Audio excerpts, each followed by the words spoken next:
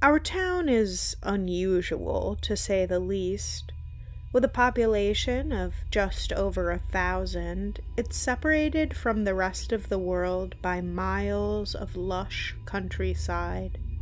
It only feels isolated in winter when everything becomes barren. The rest of the year, it's as picturesque as a greeting card.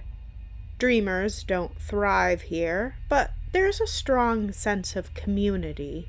It's the type of place people write country songs about, if they leave and hit the big time. From a young age, I knew I wanted to stay. It was home, despite the strange happenings. Aliens were the first paranormal entities reported. Mr. Davis, a local shopkeeper, claimed he saw his wife abducted. This was 18 years ago, and she's still missing. My parents were friends with Mr. Davis. They said he seemed sane up to that point. I was only 12 at the time, but Mr. Davis appeared to be of sound mind to me, both before the alleged abduction and afterwards. This is what made it so frightening. There was no shortage of townspeople that believed Mr. Davis. Others reported seeing UFOs, and a few claimed they narrowly escaped abduction. Then there's the ghosts. Shortly after Mrs. Davis disappeared, spirits were seen roaming the graveyard at night. Sightings got so common at the cemetery that it became rumored souls couldn't pass on from there. People started burying their dead in their backyards, only to find apparitions of their dearly departed wandering their houses after dark. Some townsfolk chose to lay their loved ones to rest on their properties for this very reason. Some still do today. The ghosts are off-white and translucent. They always look absent. A childhood friend once dared me to speak to one. I said hello, and it didn't reply, or even look at me. My dad always said that when Mom died, he'd bury her out of town. It wasn't weird that he was thinking about her death, because she was a raging alcoholic. She started drinking after she caught Dad cheating with our cleaner. I remember that day well. Mom attempted to fight her love rival in the front yard. But, unbeknown to her, the cleaner was a trained fighter, so it was Mom that got her ass handed to her in front of the neighbors. I think it was one humiliation too many. You could say Mom's life changed on the front yard, and so did mine. My brother Alfie was my best friend growing up. Our family life was dysfunctional, but we weren't.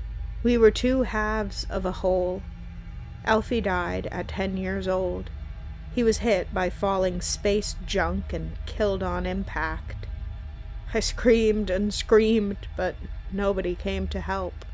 Mom was passed out and Dad was at work. The neighbors must have been out or ignoring me. It's not strictly true to say nobody turned up after the immediate aftermath of Alfie's death, because he did. The Grim Reaper. I recognized him from an old picture book. I begged him through tears not to take my brother.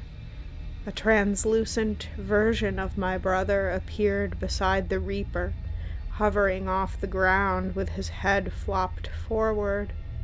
"You can stop this," I shrieked. "I can't, but you can," the Reaper replied. His voice was more ethereal than I expected. What do you mean?" "I have a proposal. Hold out your hand." I reluctantly did as I was told, my arm shaking. He dropped 2 dice from his long, skeletal fingers into my palm. "You can exchange his life for your own," he revealed. I was horrified and selfishly longed to say no, but I found myself nodding. "I'll make you a deal," he explained.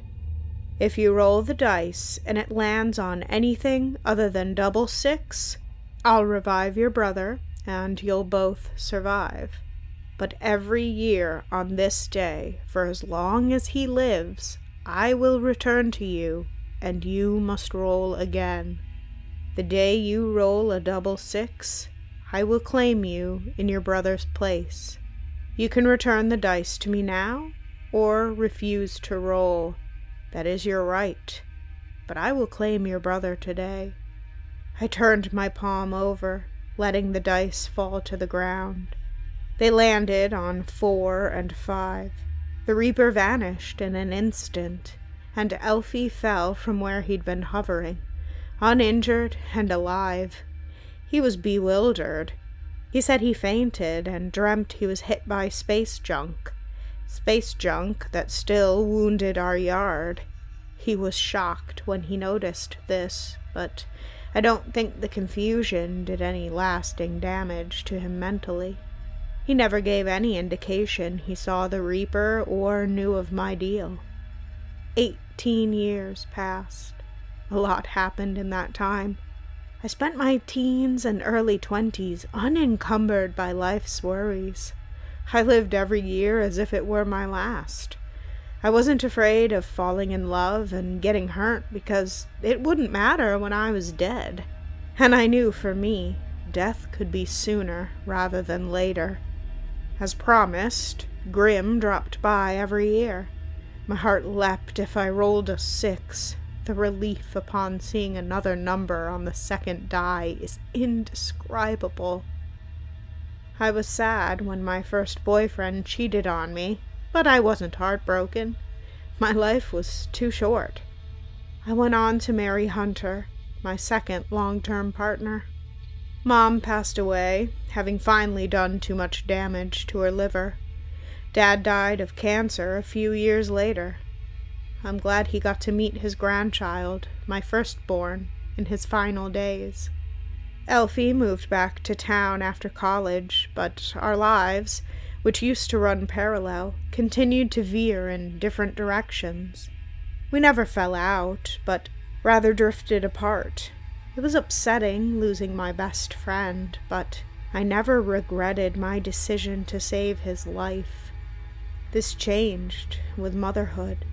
The love you feel for the ones you carried and brought into the world beats all else. I never loved Alfie, my parents, or even Hunter in the way I love my children. I was blessed with 2 girls, Rosie and Maya, and a little boy we named Christopher. Hunter left us for another woman shortly after Chris was born. He would take the children for the odd weekend, but they no longer fit into his world. This didn't make sense to me because they were my world. Nothing else mattered. As the years passed, the carefree attitude toward life I had in my youth disintegrated and was replaced by fear. Fear of that double 6. Fear of leaving my children with a deadbeat dad. Fear I'd never see them grow up.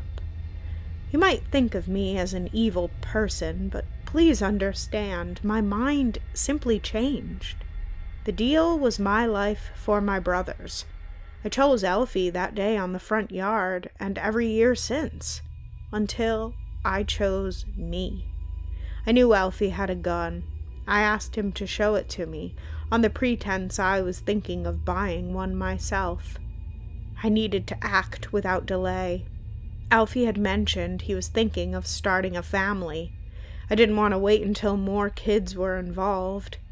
Grim was also due the following day. I couldn't risk another roll. Alfie sensed my mood was off because he asked if I was all right. I nodded. "I would like us to be closer, like we used to be," he said as he handed me the gun. "Don't," I replied. "Don't what?" "Make this harder. I know I'm taking tomorrow, but I still gave you yesterday." "Huh?" "I'm sorry, Alf." He was halfway through saying he didn't know what I was talking about when I shot him in the face. I heard movement upstairs, so I slipped away before his girlfriend could see me. Grim said I was bound by the dice for as long as Elfie lived. I was finally free, or so I thought. I was shocked when Grim visited the next day. "I don't understand," I muttered. "Your brother is alive. His girlfriend made a deal with me for his life, not unlike the deal you and I made." No, please, my children need me." "Roll the dice." I tried to run, but he hit the handle of his scythe against the floor, and then I couldn't move my body except for the hand that clasped the dice. "Roll the dice," he repeated. I let them fall. I knew the result before they landed. Sometimes you just sense when your time is up. 6. So now here I am, wandering Alfie's house at night, my corpse buried in his backyard. I don't know if he kept me here because he forgives me or because he wants to punish me. He never says, and I can't ask. My mind works normally, but ghosts can't speak or interact with humans, at least not the ones that haunt this town.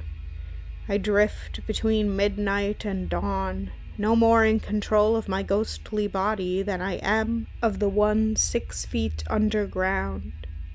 It's heartbreaking seeing my children when they spend the weekend with Alfie, knowing they can see me, but I can't even smile at them. I don't know if Alf invites them to stay overnight to hurt me, or if he thinks he's doing me a kindness. Dad made the right decision burying Mom out of town, and I'm glad I did the same for him.